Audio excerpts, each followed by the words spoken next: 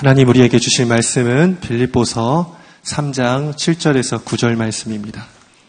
그러나 무엇이든지 내게 유익하던 것을 내가 그리스도를 위하여 다 해로 여길 뿐더러 또한 모든 것을 해로 여김은 내 주 그리스도 예수를 아는 지식이 가장 고상하기 때문이라. 내가 그를 위하여 모든 것을 잃어버리고 배설물로 여김은 그리스도를 얻고 그 안에서 발견되려 함이니 내가 가진 의는 율법에서 난 것이 아니요 오직 그리스도를 믿음으로 말미암은 것이니 곧 믿음으로 하나님께로부터 난 의라. 아멘. 하나님 말씀입니다. 오래전부터 말씀을 전하는 설교에 대해서 여러 가지 고민을 했던 시간들이 있습니다. 신학교에 다닐 때는 한 친구하고 이 설교에 대해서 이렇게 여러 가지 토론들을 했던 기억이 있어요. 이 친구는 저에게 설교자는 설교를 하려면 그 말씀을 실제로 살아낸 말씀만 설교해야 된다. 아직 살아보지 못한 말씀은 설교해서는 안 된다. 그 친구가 저에게 그런 얘기를 했어요. 근데 저는 조금 생각이 달랐습니다. 어떻게 목사도 사람인데 부족해서 다 설교 말씀대로 살지 못하는 말씀도 있지 않느냐. 그렇지만 믿음을 가지고 설교를 할 때 말씀대로 사라지는 건 아니겠느냐. 제가 그렇게 얘기를 했어요. 여러분들은 어떻게 생각하십니까? 누구의 말이 옳은 것 같아요? 제가 설교하는 사람의 입장이 이제 돼 보니까요. 이 친구의 말이 옳다라는 생각이 들어요. 실제로 설교할 때 설교자가 이 말씀대로 살아낸 말씀은 정말 설교 안에 능력이 있다는 것을 경험하게 됐습니다. 그런데 한 가지 고민이 되는 게 있었어요. 그럼 살아보지 못한 말씀은 어떻게 해야 하나 하는 것이었어요. 예를 들어서요. 오른뺨을 맞으면 왼뺨을 돌려대라. 저는 뺨을 맞아본 적이 없거든요. 속옷을 가져가면 겉옷까지 내주라. 누가 제 속옷을 가져가겠습니까? 그 외에 살아보지 못한 말씀 많습니다. 항상 기뻐하라. 범사에 감사하라. 고난받는 것을 기뻐하라. 고난받는 걸 견디는 것도 힘들죠. 근데 기뻐하라니요. 이런 성경 말씀은 사실 살고 있다고 말하기도 어렵고 여러분은 살아야 합니다라고 설교하기도 힘든 그런 말씀들입니다. 이런 말씀들은 어떻게 해야 되나 하는 그런 고민의 시간들이 있었어요. 최근에는 이런 비슷한 생각을 하게 되는 어떠한 해프닝이 있었습니다. 어느 분께서 교회에 전화를 하셨는데요. 술에 잔뜩 취해서 전화를 하셨어요. 다행히 우리 교인은 아니었는데요. 교회의 상황을 잘 아시는 분 같았어요. 거의 혀가 반쯤 꼬여가지고는 막 술주정을 하시는데 교회에 대해서 부정적인 말들을 막 저에게 불만들을 토로하시는 거예요. 저에게 이름이 뭐냐고 보셔서 제가 김우진 목사입니다 라고 했더니 저에게 그러는 거예요. 야, 김우진 목사, 네가 임마 인생을 얼마나 살았다고 앞에서 설교를 해. 그러는 겁니다. 근데 그 뒤에 말이 더 웃겼어요. 그냥 순 아이돌 같이 생겨가지고 그러는 거예요. 저는 아이돌 같이 생겼다라는 말을 사실 처음 들어봤는데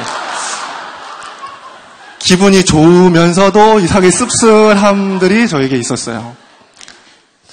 전화를 끊고 인생을 얼마나 살았다고 네가 설교를 해 하는 그 말에 마음이 무너졌어요. 고민이 됐어요. 그럼 몇 살이나 먹어야 설교할 수 있을까? 인생의 산전수전, 공중전까지 다 경험해보고 그때서야 여러분 이 말씀대로 살 수 있습니다. 설교해야 되나? 아니 그러면은 은퇴할 때가 다가올 텐데. 설교에 대한 여러 가지 고민들에 대한 해프닝들을 제가 겪으면서 결론을 지은 것이 한 가지가 있어요. 살아낸 말씀에도 능력이 있지만 살아보지 못한 말씀도 믿음으로 선포해야 한다는 것이었어요. 설교하는 자나 듣는 자나 믿음으로 선포하고 믿음으로 들을 때에 그 말씀이 우리의 삶에 실제로 이루어진다라는 사실을 믿음으로 붙들게 되었어요. 여러분 믿으십니까? 여러분 오늘 제가 이렇게 말씀드린 이유는 오늘 설교가 전하는 저나 여러분이나 피차 듣기에 부담스러운 말씀입니다. 정말 우리가 이 말씀대로 진짜 살 수 있을까? 김우진 목사는 정말 이 말씀대로 살고 있나? 하는 그런 의심되는 말씀이에요. 그러나 주님의 말씀을 우리가 믿음으로 붙들고 그 믿음으로 아멘 하고 나아갈 때에 하나님께서 이 말씀을 여러분들 삶 속에 실제로 이루어 주실 줄 믿습니다. 여러분 우리는 예수님을 얻은 자들입니다. 믿으시는 분만 아멘 합시다. 네, 아멘. 우리는 예수님을 얻었습니다.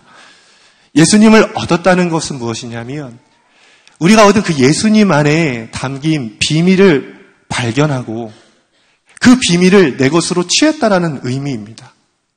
골로새서 말씀 보면은 예수 그리스도 안에 비밀이 있다고 말씀하고 있어요. 이 말씀을 함께 읽어보겠습니다. 자, 시작. 이 말씀은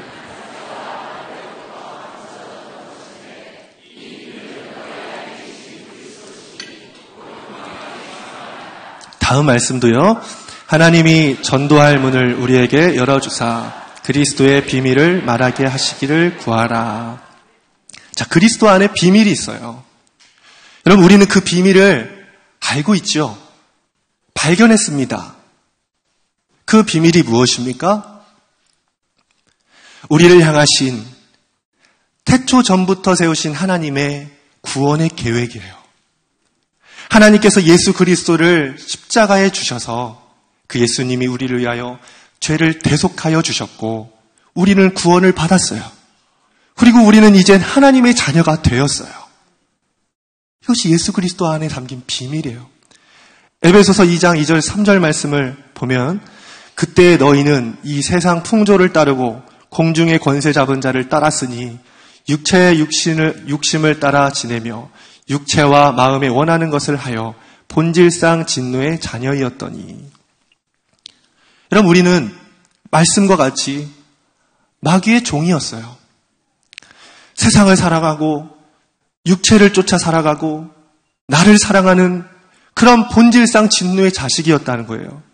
그러나 우리 주님께서 십자가의 피값으로 그런 우리를 다시 살려주셨고 마귀의 종이었던 우리를 하나님의 자녀로 바꿔주셨다는 거예요.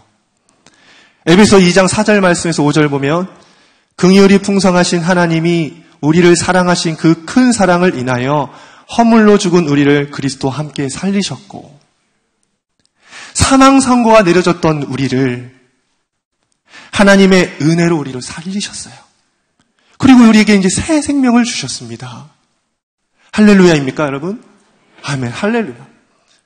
여러분 제가 어제도요 설교를 준비하면서 이 사실을 컴퓨터에다 기록을 하는데 너무 눈물이 나고 감사한 거예요. 내가 지금 목사가 안 되었다면 지금 뭘 하고 있을까? 가끔씩 그런 생각을 하거든요. 목사가 안 돼 있다면 뭘 하고 있을까? 내가 예수 안 믿었으면 지금 뭐 하고 있을까? 제가 얼굴은 이렇게 온유하게 온순하게 생겼는데 제 속은요 아주 죄악된 본성이 찌들어 있습니다. 그런 내가 예수 안 믿고 목사 안 됐으면 뭐 하고 있을까? 아마요 세상 가장 골목진 곳에서 술 취하고 음란하고 폭력 속에서 그렇게 아마 살아가고 있었을 거예요. 그럴 생각을 하면 아찔해요. 그러면서 나를 알기 때문에 이제 나를 구원해 주시고 이렇게 주님 뜻대로 살게 해주신 그 주님 앞에 너무나 감사할 때가 있어요. 여러분 예수님 안에 담긴 비밀, 그 구원의 비밀 여러분 발견하셨습니까? 그것을 발견하고 아멘으로 내 것이 되었다면 여러분들은 예수님을 얻은 사람들입니다. 예수님을 얻은 사람들은요 감격하지 않을 수가 없어요. 아, 하나님께서 나를 가장 어두운 곳에서 빛 가운데로 인도해 주셨구나. 영원히 죽어야만 한 그 십자가, 그 형벌에서 나를 건져서 하나님의 자녀로 새 생명 갖고 살게 해주셨구나. 막 감격이 일어나요. 그래서 여러분, 예수님을 얻은 사람들은 그 마음이 새롭게 변화를 받습니다. 그동안 이 세상이 좋고 세상에 만족하면서 살았다면 이제는 마음의 변화를 받아 그 예수님으로만 충분한 삶을 살아가게 되는 거예요. 그럼 바울은 다메섹 도상에서 예수 그리스도를 만나고 예수님을 마음에 얻었어요. 그리고 바울은 완전히 새로운 마음으로 변화되었어요. 그는 오늘 본문에서 아주 놀라운 고백을 합니다. 그러나 무엇이든지 내게 유익한 것을 다 해로 여길 뿐더러 또한 내가 그를 위하여 모든 것을 잃어버리고 배설물로 여김은, 그동안 자신에게 유익했던 것을 이제 다 해로 여기고 배설물처럼 버렸다라고 고백해요. 여러분, 바울은 유대 사회에서 편안하게 대접받고 권세를 가지고 부리며 살았던 그런 사람이에요. 그러나 그가 예수 그리스도의 비밀을 알고 그분을 얻는 순간 그 모든 것이 다 배설물처럼 버리게 되었어요. 그 후에 바울은 그 마음이 완전히 더 변화돼요. 돈, 성공, 명예, 이제 그것이 예수 믿는데 해롭게 여겨지기 시작하는 거예요. 유대 사회에서 대접받고 권세를 부리던 그것이 이제는 예수 그리스도를 얻고 나니까 그것이 별로 중요한 것으로 여겨지지 않는 거예요. 빌립보서 4장 넘어가면요, 일체의 비결을 배웠다고 말씀해요. 함께 읽어볼게요. 자, 시작.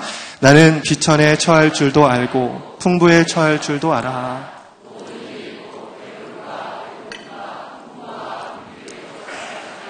일체의 비결을 배웠노라. 바울은 일체의 비결을 배웠어요. 내가 가난하게도 살 줄 알고 부유하게도 살 줄 알게 되었어요. 여러분, 예수님을 얻는 사람은요, 더 이상 세상의 것에 연연하지 않게 돼요. 우리에게 세상에 유익한 것들이 많이 있죠. 돈이 필요해요. 돈이 있어야 먹고 살죠. 자녀도 양육하죠. 성공도 해야죠. 그래야 평안하게 살고 안정된 삶을 살아가죠. 그런데 예수님을 얻으면 돈이 있고 없고 중요한 것이 아니에요. 성공을 하고 안 하고 그것이 중요하지 않게 돼요. 왜입니까? 모두 배설물처럼 여겨졌기 때문이에요. 여러분, 배설물이 무엇입니까? 배설물은 갖고 있어도 조금도 아깝지 않아요. 오히려 갖고 있으면 불편하고 해로워요. 그래서 여러분, 우리가 화장실에 들어가면 배설물을 가지고 나오지 않잖아요. 그냥 바로 없애버리고 나오잖아요. 어떤 사람이 늦은 밤에 집에 귀가를 하는데 길에서 갑자기 대변이 마려운 거예요. 급하게 해결할 곳을 찾았는데 마침 눈앞에 현금 인출기 부스가 보이는 거예요. 너무 급해서 눈앞이 하얗고 앞뒤 사정을 따질 수가 없었어요. 그래서 현금 인출기에 얼른 들어가서 거기서 대변을 보고 신문지에 싸가지고 검정 비닐봉지에 담아서 누가 볼세라 하고 얼른 나왔어요. 그런데 저 멀리서 오토바이 하나가 다가오는 거예요. 날치기꾼이었던 거예요. 이 사람은 이게 똥이다 아니다 설명할 시간도 없이 그냥 날치기를 당한 거예요. 여러분, 날치기꾼은 이걸 확인하고 얼마나 기겁했을까요? 이 사람은요, 자기 변을 잃어버렸다고 아까워하기나 했을까요? 오히려 처리해 주니 고마웠겠죠.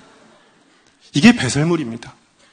제가 일부 예배를 마치고 사무실에 내려가서 배가 고프더라고요.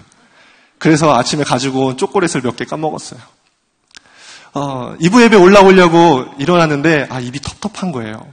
그래서 이까심할 게 없나 찾아보니까 책상에 어제 제자훈련 때 간식으로 남았던 대추 하나가 올려져 있는 거예요.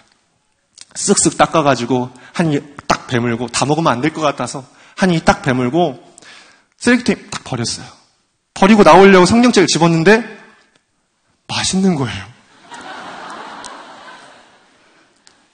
그 순간 쓰레기통을 쳐다봤어요. 한참을 쓰레기통을 쳐다봤어요. 다시 꺼내서 먹을까? 너무 맛있는데? 그렇게 고민을 하다가 체면상 어떻게 쓰레기통에 있는 걸 꺼내서 다시 먹습니까? 그래서 아깝다 하고 올라갔어요. 배설물은요, 그런 것입니다. 있어도 그만, 없어도 그만. 버리면 더 이상 갖지 않는 것. 도리어 그것이 예수 믿는데 해가 되는 것을 아는 것. 이것이 여러분 배설물이에요. 여러분, 질문하겠습니다. 여러분이 가지고 있는 돈과 성공과 명예가 예수님을 얻고 다 배설물처럼 여겨지십니까? 여러분의 세상 즐거움, 쾌락, 세상들의 자랑, 그것이 예수님을 얻고 이제 다 버려졌습니까? 어젯밤에 제가 오랜만에 주일 설교를 하니까 설레기도 하고 긴장도 되게 되는 거예요. 그래서 밤에 한 12시 반 넘어서 잠이 들었는데요. 긴장이 되니까 오래 못 자겠더라고요. 새벽녘같이 일어났어요. 일어나서 두꺼운 잠바를 입고 모자를 둘러쓰고 씻지도 않고 그냥 예배당으로 달려왔어요. 그리고 예배당에서 기도를 했습니다. 마음에 설교에 대한 부담감이 많았어요. 하나님 부담감이 있네요. 어떻게 합니까? 하고 기도를 하는데 주님께서 저에게 뭐라고 하시냐면요. 설교 잘하고 못하는 것도 다 배설물이다. 그러시는 거예요. 설교 잘하고 못하고 다 배설물이야. 너에게 나만 있으면 돼. 내가 네 안에 거하고 네가 내 안에 거하기만 하면 돼. 여러분들이 예배 후에 끝나고 돌아가실 때 아유 김우진 목사님 왜 이렇게 설교할 때 말을 버벅거려. 아유 김우진 목사님 표정은 왜 그래. 어디 초상났어. 이렇게 얘기하고 돌아가셔도 하나님 편에서 저는 괜찮은 겁니다. 그런데요 여러분들이 김우진 목사님에게 예수님이 안 보여. 김우진 목사님에게 하나님의 임재가 안 느껴져.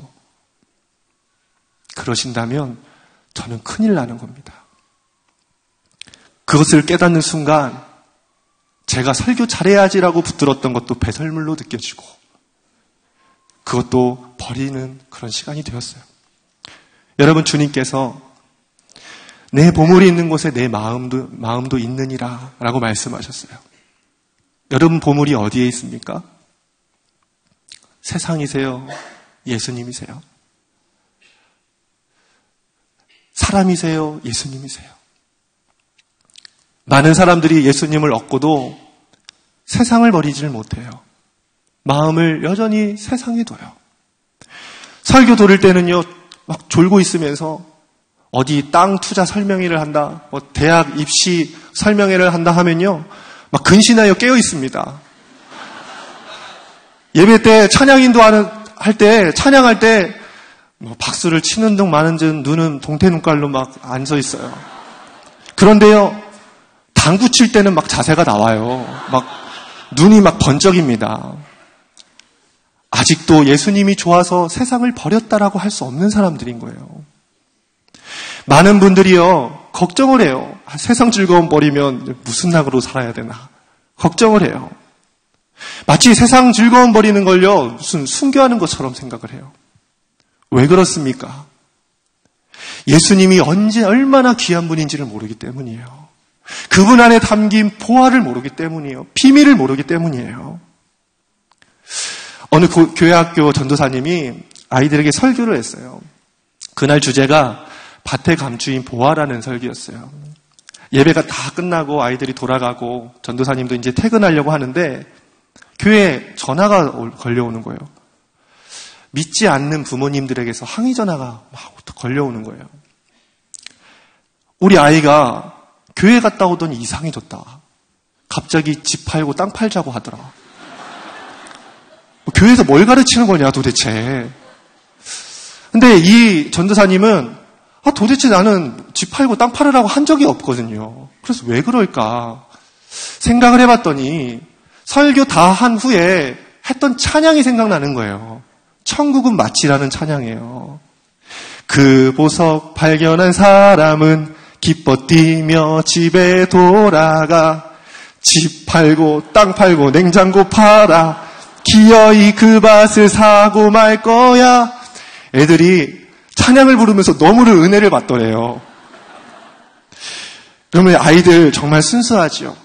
진짜 기뻐 뛰며 돌아가서 내가 얻은 예수님, 그 얻은 예수님 갖기 위해서 집 팔자고, 땅 팔자고, 집안 살림 다 팔자고, 예수님 얻자고 그렇게 하더랍니다. 여러분, 아이들 신앙 정말 순수하죠. 예수님께서는 잘 기억하세요. 어린아이와 같지 않으면 천국에 들어갈 수 없다고 하셨어요. 여러분, 왜 어린아이입니까? 어린아이는요, 부모를 떠나서 살 수 없는 존재예요. 어린아이에게는 부모가 전 존재예요. 세상이라고 할 수 있어요. 아무리 좋은 걸 다 갖다 줘 보십시오. 아무리 좋은 걸로 꼬셔보세요. 어린아이들은요, 엄마 아빠 버리고 가지 않아요. 제가 여름 사역에 집 비울 일들이 많아가지고 저희 아내가 아이 둘을 다 양육하기가 어려울 것 같아서 상의를 하고 첫째 아이를 시골 어머니 집에 보내기로 계획을 했어요. 그런데 아무리 설득해도 이 아이가 안 간다는 거예요. 그래서 제가 특단의 조치로 물질로 꼬셨어요. 야, 나리나, 할머니 집에 가면은 할머니가 옷도 많이 사주고 네가 가고 싶은 마트도 매일 데려가고 할머니가 키즈 카페도 매일 데려갈 거야. 그래도 안 갈래? 그러니까요, 안 간대요. 그러면서 이런 말 하는 거예요. 엄마랑 같이 갈 거야. 그러는 거예요. 여러분, 아이들은요, 세상을 다 주어도 엄마 잃으면 다 잃은 거예요. 반대로요, 세상에 아무것도 없어도 엄마 하나 있으면 세상을 다 얻은 거예요. 우리가 예수님이 말씀하신 어린아이와 같은지 우리가 함께 생각해 보셨으면 좋겠어요. 여러분은 정말 세상의 것을 다 잃어버려도, 다 포기해도, 다 버려도 주님 한 분 계시는 것으로 행복할 수 있습니까? 오래전에 강명식 찬양 인도자라는 분이 계시는데, 강명식 이분이 간증을 하시는 걸 들었어요. 꽤 오랜 시간 몸이 아팠대요. 한 1년 정도 몸이 아파서 병원에 입원하고 계셨대요. 몸이 아프니까 나중에는 우울증까지 찾아오더래요. 그러면서 죽음에 대해서 생각을 해보게 되더랍니다.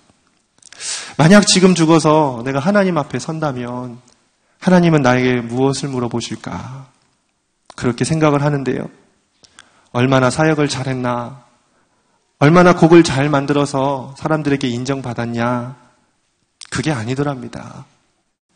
주님께서 물어보시는 것은 네가 얼마나 나를 사랑하며 살아왔냐? 네가 얼마나 나를 위해 살아왔냐? 주님 그거 하나 물어보시겠더랍니다. 여러분, 우리가 예수님보다 귀한 것은 없다라는 걸 깨달으셔야 합니다. 지금 깨달으셔야 돼요. 그런데 문제는요, 병들고 죽음 앞에 갈 때 그때 깨닫는 것이 문제죠. 그때서야 하나님 조금만 더 살려주시면 하나님 영광 위에 살게요. 주님 위에 살게요. 그렇게 기도해요. 그러나 이미 늦은 거예요. 시간이 없어요. 지금부터 세상 것 다 버리고 주님만 사랑하고 주님만 의지하는 그런 삶을 살아야 할 줄 믿습니다. 성경에는 세상 등지고 주님 위에 산 사람들이 너무나 많이 있어요. 삭개오는 평생 돈을 쫓아 살았던 사람이에요. 그러나 그가 예수님을 얻고 그는 사람들에게 나누는 삶으로 변화돼요. 7 귀신 들린 막달라 마리아도 예수님을 얻고 그의 인생의 전 존재를 주님 앞에 드려요. 주님을 따라요. 그리고 자신이 평생 동안 모아왔던 향유 옥합, 그것을 예수님 안에 깨트려요. 여러분, 우리의 믿음의 선조들도 예수님을 위해서 끝까지 신앙을 지킨 분들이 너무나 많습니다.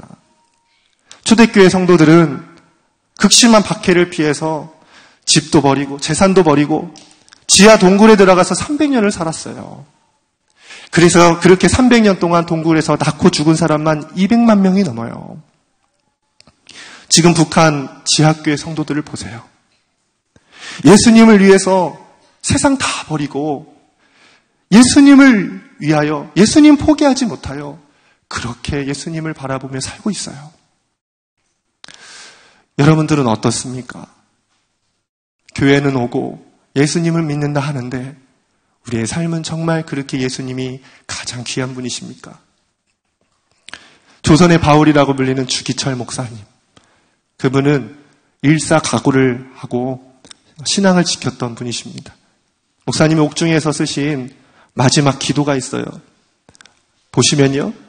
주여 사망의 권세를 이기게 하여 주옵소서. 제가 폐결핵 환자로 요양원에 눕지 아니하고 예수의 종으로 감옥에 갇혀 우는 것은 얼마나 큰 은혜입니까? 자동차에 치여 죽기도 하는데 예수님의 이름으로 사형장에 나가는 것은 그리스도인의 최대의 영광이옵니다. 주님을 위하여 10번, 100번 죽어도 좋지만 주님을 버리고 100년, 1000년을 산다 한들 그 무슨 삶이겠습니까? 오 주여, 목숨을 아끼다 주님께 욕되지 않게 하옵소서. 이 몸이 부서져서 가루가 되어도 주님 계명을 지키게 하옵소서. 주님 저 위에 죽으셨거늘 어찌 죽음이 무서워 주님 모른 채 하오리까? 다만 일사각오일 뿐입니다. 내 영혼의 하나님 나를 붙들어 주옵소서. 주기철 목사님은 감옥에서도 자기를 위해 목숨을 내주신 그 주님을 위하여 어떤 것도 아까워하지 않았어요. 심지어는 자신의 생명까지도 말이죠. 예수님을 정말 믿는 사람들은요, 일사각오해야 합니다. 세상 즐거움, 세상 자랑 다 버리고 세상 사람들 아까워하지 않고 버려야 합니다. 그렇게 예수님으로 충분한 삶을 살아야 하는 것입니다. 지난 봄에 저희 부목사님들하고 담임 목사님과 함께 제주도에 갔었어요. 성산 일출봉을 올라갔다가 내려오는 길에 옆에 계신 부목사님과 대화를 하고 있었어요. 그런데 뒤에서 저희 대화를 듣고 계셨던 담임 목사님께서 그러시는 거예요. 김우진 목사님은 욕심이 많아. 그러시는 거예요. 그러면서 수수파신이라고 좋은 의미에서 하는 말이에요. 라고 얘기하는 거예요. 뒤에 말을 하지 말던지 수수판이라고 그렇게 얘기를 하시더라고요. 좋은 의도로 말했다고는 하지만 이미 제 마음은 요동치기 시작했습니다. 도대체 목사님이 보시는 내 안의 욕심은 뭘까? 그러던 중에 여름 사역 시즌이 돌아왔는데 영적으로 매우 힘든 시간들을 보냈어요. 열정이 생기지 않고 그냥 사역하는 것에 기쁨이 없고 지치기만 하고 그냥 마냥 힘들다고만 느껴졌어요. 그런데 그때 목사님께서 제주도에서 했던 그 말이 생각나는 거예요. 나에게 무슨 욕심이 있는가? 그러면서 한번 생각해 보았어요. 그때 주님께서 저에게 제 마음의 깊은 속마음의 욕심들을 보게 해주셨어요. 저는 되게 성취욕이 되게 강한 사람입니다. 어떤 일을 할 때 성취욕이 되게 강해요. 또 사람에 대한 인정의 욕구도 되게 강해요. 그래서 결과가 좋아야 성취감도 느끼고 사람들에게 인정받는 피드백들이 들려와야 막 행복함을 느끼는 그런 죄인입니다. 또 사역을 하면서 성공에 대한 욕심이 제 안에 있었다는 걸 발견하게 됐어요. 시골에서 목회하면서 어렵고 힘들게 목회하는 목사님들을 많이 봤어요. 저도 성도 10명, 15명 데리고 그렇게 작게 힘들게 목회를 했었어요. 그런데 문제는요, 사람들이 저희 교회에 올 때마다 저를 되게 불쌍하게 보는 거예요. 가끔씩 관광객들이 여행을 와서 저희 교회에 예배드리러 들어오면 사람 몇 안 앉아 있으니까 그냥 저를 되게 측은하고 안쓰럽게 쳐다보는 거예요. 저희 삼촌은 저에게 그런 말들을 반복해서 얘기했어요. 언제까지 여기 있을 거야? 큰 교회 가서 배워야지. 빨리 생각해봐. 그런 말들을 자주 하셨어요. 마치 작은 교회에서 목회하는 것이 마치 죄인과 같이 사람들에게 연민과 불쌍함을 느끼게 하는 그런 것들로 느끼기 시작한 거예요. 한 번은 수지선언 목자교회에 오기로 결정이 되고 이사를 준비하고 있는데 저희 친하게 지냈던 지방 목사님이 축하한다고 전화를 해주셨어요. 근데 이 목사님이 전화를 하시면서 저에게 한다는 말이 목사님, 큰 교회 갔다가 다시 나처럼 작은 교회, 미자립 교회로 올 수도 있는데 괜찮아? 두렵지 않아? 막 그러는 거예요. 칭찬은 망정. 그런 말들을 하는지 모르겠어요. 그런데 그렇게 사람들의 말과 사람들의 시선을 받으면서 조금씩 제가 미래에 대한 두려움들을 갖기 시작했던 것 같아요. 그래, 나는 부모 끝나면 다시 힘든 목회지 가면 안 돼. 여기서 어떻게든 열심히 해서 성공해야 돼. 출세했다는 말 들어야 돼. 말은 안 하지만 제 안에 그런 세상적인 욕심들이 싹트기 시작했던 것 같아요. 주님께서 그렇게 제 안에 숨겨진 죄된 자아들을 보게 하셨어요. 욕심들을 보게 하셨어요. 그런데 문제는요, 기도할 때마다 그게 생각나는 거예요. 기도할 때마다 내 안에 있는 그런 욕심들이 막 보이는 거예요. 주님의 책망하는 소리가 들렸어요. 야, 김우진 목사야, 너 정말 나 사랑하니? 너 정말 나만 사랑하면서 목회하고 있니? 너 처음에는 나 사랑해서 목회길 들어섰다며. 그런데 왜 지금은 처음 마음을 잃어버렸니? 내가 볼 때 너는 너를 위해서 목회하고 있지 나를 위해서 목회하고 있지 않다. 계속 하나님의 책망하는 소리가 제 안에 들려오기 시작했어요. 주님의 책망하는 소리가 들어올 때마다, 기도할 때마다 회개가 나오는 거예요. 주님, 잘못했습니다. 주님, 잘못했습니다. 그리고 정말 힘들게 눈물 흘리면서 그렇게 고백했어요. 주님, 내가 이젠 진짜 주님만 사랑하며 사역할게요. 주님, 내 안에 있는 성공에 대한 욕심, 사람의 인정에 대한 욕심, 이제는 다 버릴게요.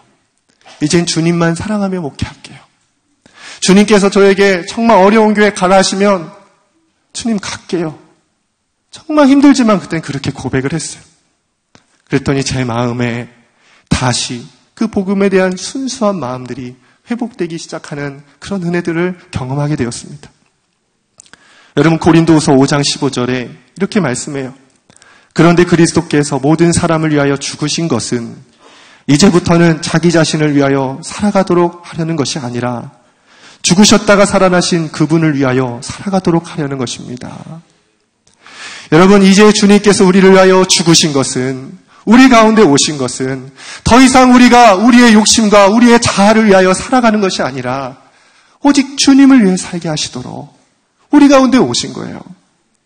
자기를 위하여 어떤 삶을 이제 벗어버리고 이제 주님을 위하여 사는 삶, 주님은 그것을 우리에게 원하시는 것입니다. 감리교 신학대학교 이덕주 교수님이 계세요. 그분의 어머니의 일화가 있어요. 어머니는 20살에 결혼을 했는데 어린 나이에 시할아버지와 시부모와 시동생들까지 다 모시면서 그렇게 시집살이를 시작했어요. 그러다가 35살에 남편이 폐결핵으로 죽은 거예요. 그리고 졸지에 사남매를 책임져야 하는 그런 환경에 놓였습니다. 아버지가 죽자 큰 집에서는 핍박이 시작됐어요. 예수 믿어서 지방 조상 귀신이 노한 거다 하시면서 핍박을 하고 심지어는 아버지에게 돌아가야 할 유산까지 주지 않고 어머니를 쫓아내버리셨어요. 그때부터 어머니의 고생은 시작되었어요. 식당 일로 시작해서 고무신, 그릇, 옷가지 등을 팔면서 안 해본 장사 없이 아주 고생하며 사셨어요. 그렇게 힘든 삶을 사시면서도 어머니에게는 한 가지 믿는 구석이 있었어요. 바로 첫째 아들이었어요. 첫째 아들은 초, 중, 고등학교를 다니면서 모두 1등 했어요. 1등을 한 번도 놓쳐본 적이 없었어요. 신앙도 좋았어요. 그래서 교회에서 학생회장을 맡으며 신실하게 신앙생활도 했어요. 아들은 당연히 서울대에 입학할 수 있었습니다. 그러나 이 아들은 가족을 책임져야 한다는 그 책임감에 직장생활을 선택했어요. 감사하게도 시청 공무원에 합격이 되었고 어머니는 이 아들이 대학 못 보낸 것에 아쉬움도 미안함도 있었지만 그래도 시청 직원이 된 것에 대해서 위안을 삼고 살았어요. 그러던 어느 날이었어요. 아들이 시청 출근을 한 달 앞두고 한 푼이라도 더 벌겠다며 극장 알바를 나갔어요. 아침에 몸살로 누워있는 어머니에게 어머니 걱정 마세요. 제가 이제는 우리 동생들 다 가르칠게요. 하면서 씩씩하게 길을 나섰어요. 그런데 그날 오후에 불의한 사고를 당합니다. 천장 배선 공사를 하던 중에 사다리에서 떨어져서 바닥에 머리를 부딪혀 즉사하고 만 거예요. 아들이 집 나간 지 4시간 만에 죽은 시체가 돼서 집에 들어온 거예요. 이 일로 어머니는 큰 시험에 빠졌어요. 그날부터 하나님을 원망하며 살기 시작했습니다. 하나님이 살아계시다면 어찌 나에게 이런 일을 주십니까? 하나님 이러실 수도 없습니다. 남편 잃고 주변 사람들 손가락질 당하며 내가 살아도 믿음 포기하지 않고 여기까지 왔는데 어찌 나에게 이런 일을 주십니까? 어머니는 그날부터 원망 섞인 푸념 속에 사시며 조금씩 하나님과 멀어져 가기 시작했어요. 그러다 어느 날에 그날도 어머니는 삼남매에게 밥을 해주기 위해서 부엌에 들어가시는데 그날도 하나님께 푸념을 했어요. 하나님 참 너무하십니다. 인정머리도 없으십니다.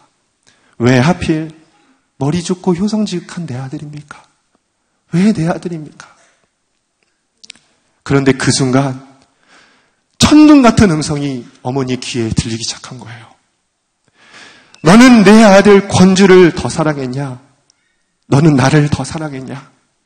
너는 내 아들 권주를 더 의지하며 살았냐? 나를 더 의지하며 살았냐? 나와 권주 사이에 너는 누구를 더 사랑했고 너는 누구를 더 의지하며 살았냐?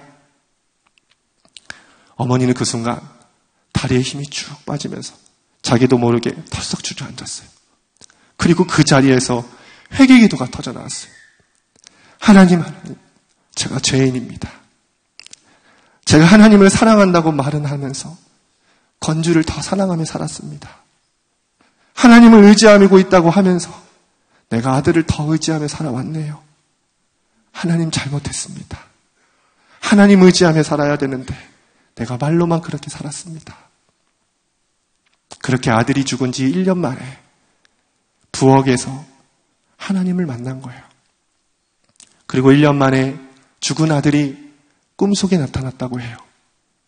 아들은 밝은 미소를 띠며 어머니에게 어머니 여기도 참 바빠요.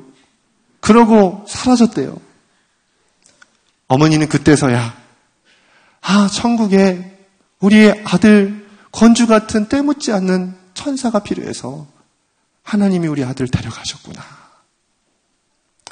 그 후로 어머니는 더 이상 아들 때문에 괴로워하거나 슬퍼하지 않았다고 합니다. 여러분, 하나님께서는 지금 우리에게도 묻고 싶어 하십니다. 정말 여러분들이 사랑하고 정말 여러분들이 의지하며 살고 있는 것이 무엇입니까? 그것이 주님이라고 할 수 있습니까? 여러분은 정말 예수님을 얻고 세상을 배설물처럼 버렸습니까?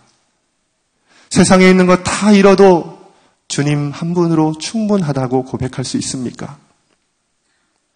주님은 우리에게 다시 주님 만난 그 처음 사랑을 회복하기를 원하세요. 세상을 쫓던 우리의 마음을 다시 돌이켜서 주님 외에 다른 것 사랑하고 의지하며 살았던 것 돌이켜서 이젠 주님만 더 사랑하고 주님만 바라보며 사는 여러분 되기를 원하십니다. 이 시간 주님의 초청 안에 우리가 고백하며 나아갔으면 좋겠어요. 함께 찬양할 텐데 주 예수보다 더 귀한 것은 없네. 이 찬양을 하실 때에 이 찬양의 가사가 정말 우리의 고백이 되었으면 좋겠고 우리의 결단이 되었으면 좋겠습니다.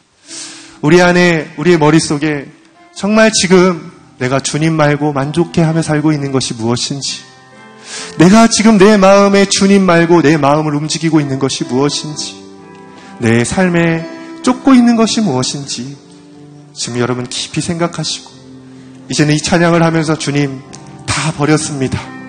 이제 주님 한 분 내게 있으면 그것으로 충분합니다. 그렇게 고백할 수 있는 여러분 되기를 축복합니다. 함께 찬양하겠습니다. 주 예수보다 더 귀한 것은 없네. 주 예수보다 더 귀한 것은 없네. 이 세상 부귀와 바꿀 수 없네. 여죽을 내내신 돌아가신 주 놀라운 사랑 잊지 못해. 세상 즐거움 다 버리고 세상 자랑 다 버렸네. 주 예수보다 더 귀한 것은 없네. 예수밖에는 없네. 자, 우리가 다시 한번 찬양하실 때는요, 정말 이 가사가 그냥 노래의 곡조가 아니라 나의 고백이 되었으면 좋겠어요. 그래서 정말 이 가사처럼 주님, 세상 즐거움 다 버리고 세상 자랑 다 버렸습니다. 이제는 나는 예수님으로 충분한 인생이 되고 싶습니다. 그 예수님으로만 만족하는 그런 인생을 살고 싶습니다. 그런 고백을 하실 수 있는 분들만 이 찬양을 하셨으면 좋겠습니다. 혹시 마음에 정말 아직도 은혜가 안 되고 그냥 이 가사가 그냥 멀게만 느껴지시는 분들은 하지 않으셔도 괜찮아요. 정말 이 찬양의 가사대로 살고 싶으신 분, 예수님이 나에게 세상의 가장 귀한 분으로만 여겨지시는 분, 그런 분들만 이 시간에 이 찬양을 함께 불렀으면 좋겠습니다. 함께 찬양합시다. 주 예수보다 더 귀한 것은 없네.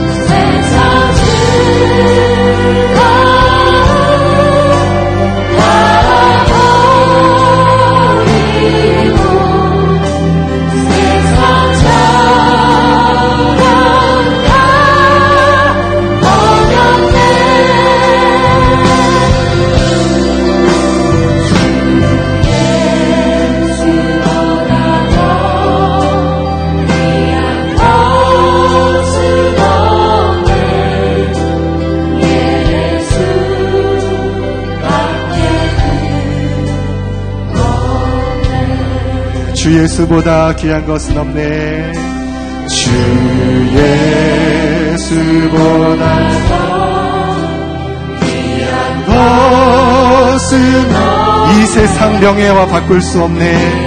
세상 명예와 바꿀 수 이전에 즐기던 세상 일도 이전에 즐기던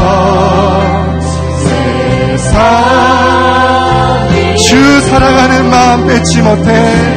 사랑하는 마음 뺏지. 세상 즐거움 다 버리고 세상 즐거움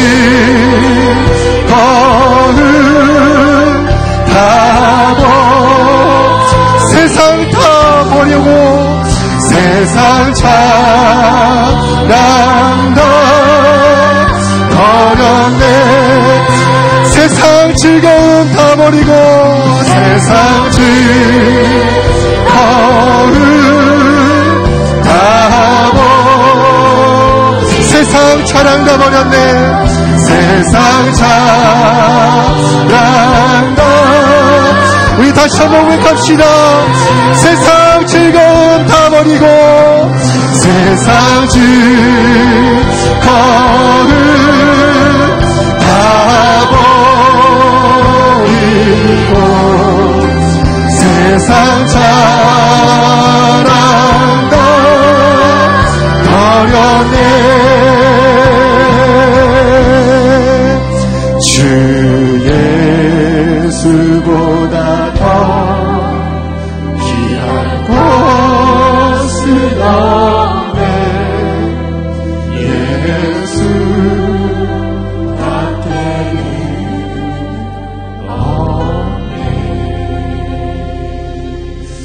함께 이 시간 고백합시다. 주님, 정말 나에겐 주님밖에 없습니다. 나를 위하여 십자가에서 생명 주시고 세상의 가장 어두운 곳에 있었던 우리를 살리신 주님, 그 주님을 얻었습니다. 주님, 우리가 그 주님을 얻었습니다. 주님, 이제는 우리가 그 주님밖에 없습니다.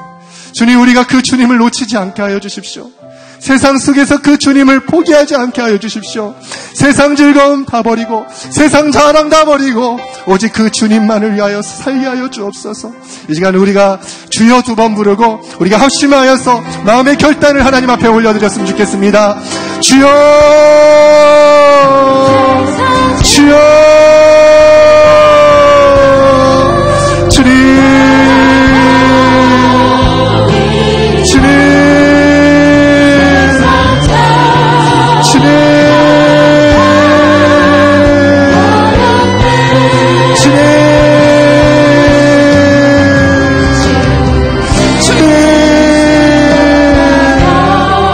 주님이면 충분합니다. 나를 위해 생명 주신 그 주님이면 충분합니다. 나를 죄 가운데 건져주신 주님 한 분이면 충분합니다. 내가 이제 무엇을 구하려? 주님, 내가 무엇을 쫓겠습니까? 오직 주님이면 충분합니다. 내가 무엇으로 즐거워하겠습니까? 오직 주님이면 충분합니다. 주님, 나를 영원해 주십시오. 주님, 나를 영원해 주십시오. 그 주님을 잃지 않게 하여 주십시오. 그 주님을 잃지 않게 하여 주십시오. 주님, 주님을 잃지 않게 하여 주십시오. 주님을 포기하지 않게 하여 주십시오. 주님을 포기하지 않게 하여 주십시오. 세상의 즐거움과 유혹, 주님을 포기하지 않게 하여 주십시오. 주님, 주님을 찬양합니다. 주님, 주님을 찬양합니다.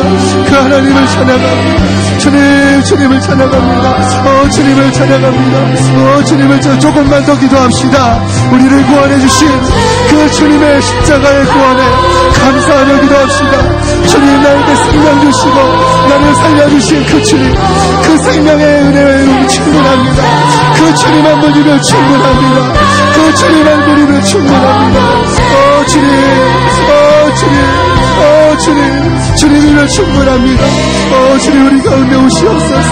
이제는 주님의 그 구원의 기쁨, 오직 주님을 잃지 않게 하여 주십시오. 내가 어디 그 예수님을 이제 잃지 않게 하여 주옵소서.